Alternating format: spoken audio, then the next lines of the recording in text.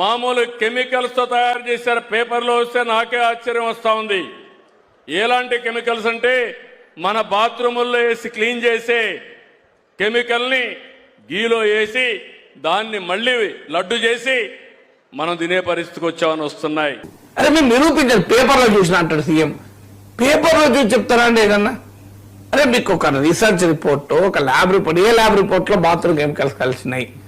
Bathroom క్లీనర్స్కి ఉపయోగించే ఒక కెమికల్ని దేవదేవుడికి పెట్టే ప్రసాదంలో కలిపి అలాంటి దాన్ని కూడా తీసుకొచ్చి ప్రజలకు అప్పచెప్పి వాళ్ళ మనోభావాలతోనే కాకుండా వాళ్ళ ఆరోగ్యాలతో కూడా ఆడుకున్నారంటే నిజంగా క్షమించాలా అని అడుగుతున్నాను. బాత్రూమ్ కెమికల్స్ నెయ్యిలో కలిపి లడ్డు చేస్తే మనిషి అవడా? ఇప్పుడు మనం ఫినాయిల్ తాగి సీరియస్ అయ్యి హాస్పిటల్కి పోతుంటారు, మనం వింటుంటాం. బాత్రూంలో ఫినాయిల్ తాగింది భర్తతో కొట్లాడి, ఇలాంటివి ఆత్మహత్య ప్రయత్నంలో భాగంగా బాత్రూంలో యాసిడ్ తాగారు, ఇవన్నీ మనం వింటుంటాం కదా.